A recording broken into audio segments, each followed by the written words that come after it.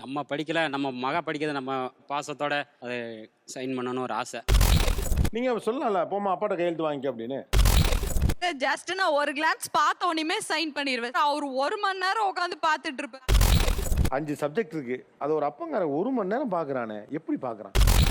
1 மணி நேரம் உட்காந்து ஏபிசிடி படிச்சிட்டு இருப்பாரு சார்.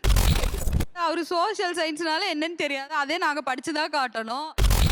அவருக்கு சோசியல் சயின்ஸ் தெரியாம இருக்கலாம், ஆனா புள்ள ஜெயிக்குதுங்கிறது தெரியுது. நிகழ்ச்சி முடியும் போது தான் நான் பரிசு கொடுப்பேன், நிகழ்ச்சி நடக்கும் போதே கொடுக்குறேன். கொண்டாங்க. எனக்கு ரொம்ப நாள் அந்த ஒரு பொருள் வாங்கணும்னு ஆசை, ஆனா வாங்க முடியல, சூழல் இல்லை. என்ன பொருள் அது? என்கிட்ட ஃபோனே இல்லை சார்.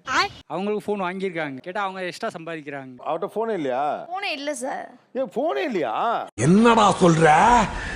என்னால நம்ப முடியலையே. செக்யூரிட்டி சூப்பர்வைசர் மாதிரி இருக்கார் ஒரு கம்பெனில. நான் அதே கம்பெனில ஆபீஸ் ஓஏவா இருக்கேன். கவனித்தீரா? எதை மன்னா? இவன் பாடிய துதியை கவனித்தீரா? நான் அதே கம்பெனில ஆபீஸ் ஓஏவா இருக்கேன். இவனை 1 வாரம் சிறையில் அடைத்து குதிரைக்கு போடும் கொள்ளை உணவாக கொடுங்கள். அவரு பாக்குறது வந்து சூப்பர்வைசர் அந்த மாதிரி ஒரு போன் கம்பெனிக்குள்ளே அலோடு கிடையாது. 12 ஹவர் டியூட்டி போயிட்டு வந்து ரெஸ்ட் எடுக்க தான் டைம் கரெக்டா இருக்கும். சோ அதனால போன் தேவைப்படாது. அதெல்லாம் நீ சொல்லப்படாது. ஏன் சொல்ற நீ?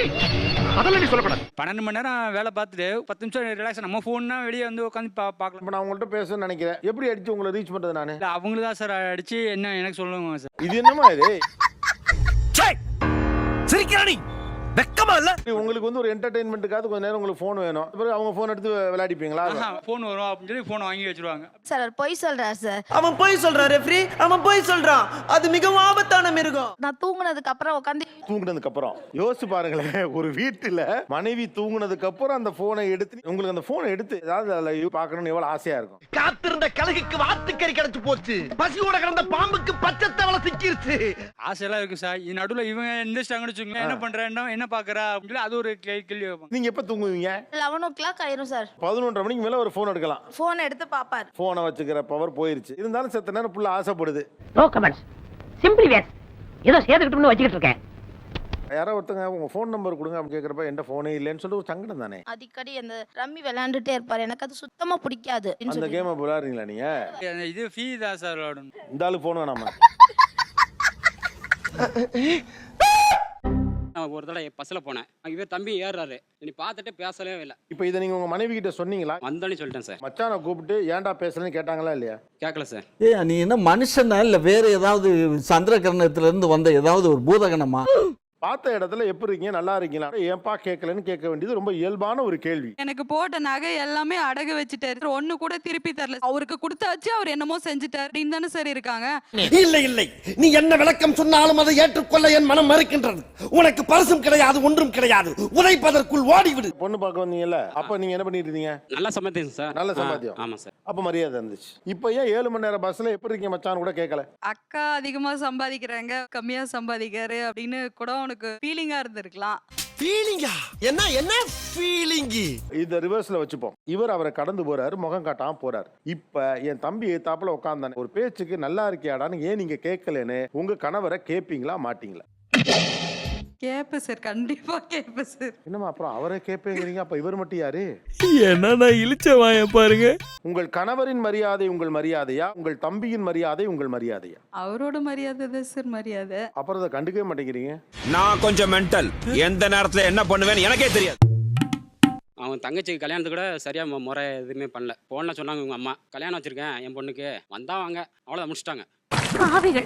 இவளுக்கெல்லாம் நரகம் தான். எந்த இடத்துல உங்களுடைய மரியாதை மிஸ் ஆகி போச்சு? கடை எடுத்த பிறகு சார் 6 வருஷம் சார், இது வரைக்கும் வந்தது கிடையாது, யாருமே வந்தது கிடையாது. வினோதமான விந்தையான சம்பவங்கள் நாட்டில் நடந்துட்டு இருக்கு. இப்ப பழைய மாதிரி ஒரு கடையெல்லாம் வச்சு நல்லா வந்துட்டாருன்னா வந்துருவாங்களா எல்லாரும்? வருவாங்க சார், கண்டிப்பா வருவாங்க. நீங்க மறுபடியும் ஜெயிச்ச பிறகு சொந்தக்காரங்களாம் வர்றாங்கன்னு சொல்றீங்கல்ல, அவங்க உறவே கிடையாது. தோல்வியில எவன் கூட நிக்கிறானோ அவன் தான் உண்மையான உறவு. அப்படி சொல்லி எல்லாருக்கும் அடி வாங்கும். நேரம் ஒர்க் ஆகாம போயிருக்கலாம், அவருடைய ஃபார்முலா தப்பா போயிருக்கலாம். சார் அது அவர் மேரேஜ்ல அப்படிதான் சார் இருக்காரு, ஒரு லேசினஸா. என்னடா பொசுக்குன்னு மரியாதை பேசிவிட்ட? விசாரித்தானே பொண்ணு கொடுத்தீங்க. நீங்க பிசினஸ்காரனுக்கு பொண்ணு கொடுக்குறீங்கிறப்ப ஒரு சின்ன சேலஞ்ச் இருக்கு. பெரு வாழ்க்கை வாழ்ந்தா வாழத்தானே போறீங்க. நான் உங்களுக்கு சொல்ல வருது ஒன்னே ஒண்ணுதான். ஏற்கனவே உறவுகளை விட வந்து தூரம் போயிட்டாங்க. நீங்களும் அவர் கூட நிக்கலைன்னா அவர் தொடர்ந்து தோல்வியை சந்திப்பார். ஒத்துக்கிட மனசு இல்லனாலும்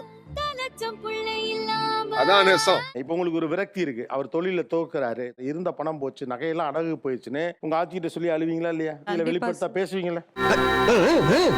அவர் தொழில தோத்து போயிட்டாரு, இவர் யார்கிட்ட சொல்லி அழுவாரு? நீங்க யார்கிட்ட சொல்லி அழுவீங்களா? அதை ஒய்ஃப்ட தான் தோல்வியை ஒப்புக்கொண்டு உங்ககிட்ட அழுகிறாருல, நீங்க ஆறுதல் தான் கொடுக்கணுமே ஒழிய அதை அட்வான்டேஜா எடுத்துக்கூடாது. குழந்தையோட ப்ராக்ரஸ் நான் சைன் பண்ணா அவரு ரொம்ப ஒரு மாதிரி ஃபீல் ஆகுறாரு sir. நான் போட்ட என்ன ஏன்டா பச்சை போய் பேசுற, ஓப்பனா பேசுற? நம்ம படிக்கல, நம்ம மக படிக்கிறது நம்ம பாசத்தோட அதை சைன் பண்ணணும்னு ஒரு ஆசை. அதுக்கு தான் படித்த பொண்ணு கல்யாணம் பண்ணேன். நான் குமார் அவசரப்பட்டிய பொண்ணு கொஞ்சம் பெருசாக வளர்ந்துட்டா. எப்பயுமே பொண்ணு வந்து அப்பா பக்கம் தான் சாய்வாங்க. இப்போ அம்மா பக்கம் சாயறதுனால கொஞ்சம் மன வருத்தமாக வருது. நெஞ்சமெல்லாம் பொண்ணா இருக்கு தம்பி, மறக்க முடியல. சொல்லுங்க. அவர் அதை சங்கடப்படுறாருன்னு உங்களுக்கு தெரியுது தானே? நீங்க சொல்லலாம்ல, போமா அப்பாட்ட கையெழுத்து வாங்கிக்க அப்படின்னு. அவரு சோஷியல் சயின்ஸ்னால என்னன்னு தெரியாது, அதே நாங்க படிச்சுதான் காட்டணும். அவருக்கு சோஷியல் சயின்ஸ் தெரியாம இருக்கலாம், ஆனா புள்ள ஜெயிக்குதுங்கிறது தெரியுது. Sir, நான் வந்து மார்க் எடுக்காததை என் புள்ள எடுக்குதுன்னு தெரியுது. இது சோஷியல் சயின்ஸை விட பெருசு இல்லையா? 30 வருஷம் எக்ஸ்பீரியன்ஸ் எப்படி பிடிச்சது பாத்தியா? அதெல்லாம் அவருக்கு தெரியாது, அதனால தெரிஞ்ச புள்ளைய கட்டினாரு. ஜஸ்ட் நான் ஒரு கிளான்ஸ் பார்த்த உடனே சைன் பண்ணிடுவேன். அவர் 1 மணி நேரம் உட்காந்து பார்த்துட்டு இருப்பேன் அது என்ன ஏதுன்ட்டு. அதனால நான் வேகமா சைன் பண்ணி கொடுத்தாரு. இவன் சரியான பைத்தியம் இல்ல, சரியாகாத பைத்தியம்டா. 1 மணி நேரம் அந்த ப்ரோக்ரஸ் கார்டு உங்க கையில கொடுத்தா நீங்க என்ன பாப்பீங்க? அதில் சொல்லுங்களேன். 18 75 இப்படி எடுக்க பிறகு நம்மளுக்கு அந்த பார்க்க பிறகு ரொம்ப சந்தோஷமா இருக்கு சார்.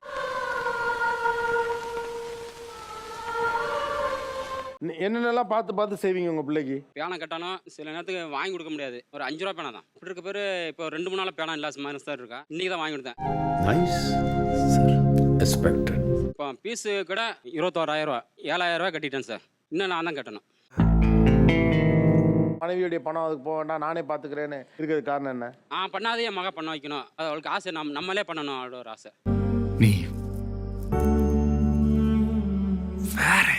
நீங்க யோசிச்சு பாருங்களேன், 5 சப்ஜெக்ட் இருக்கு, அது ஒரு அப்பங்கார 1 மணி நேரம் பாக்குறானே, எப்படி பாக்குறான்? சார் 1 மணி நேரம் உட்காந்து ஏபிசிடி படிச்சிட்டு இருப்பாரு சார். அடங்கக்கால ஓழி.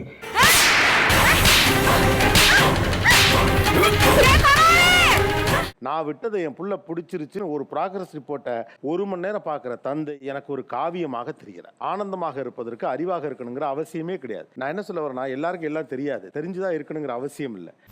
கொஞ்சம் ஓவரா பேசிட்டோமோ? சார் அவர் இன்னும் 90ஸ்லயே இருக்காரு, ஃபியூச்சருக்கு வர மாட்டேங்கிறாரு. அதான் சார் பிரச்சனை. ஓகே, அந்த லட்சுமி செராமிக்ஸ் அந்த கிஃப்ட் எடுத்துட்டு வாங்கப்பா.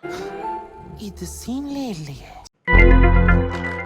நிகழ்ச்சி முடியும் போது தான் நான் பரிசு கொடுப்பேன், நிகழ்ச்சி நடக்கும்போதே கொடுக்குறேன். கொண்டாங்க. நான் பார்த்த சிறந்த தந்தைகளில் ஒருவர் இவர்.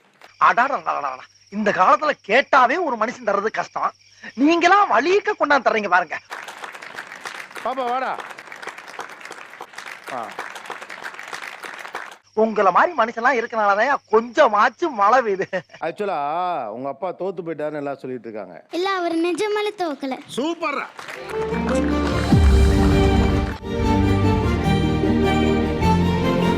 நீ நல்லவையா.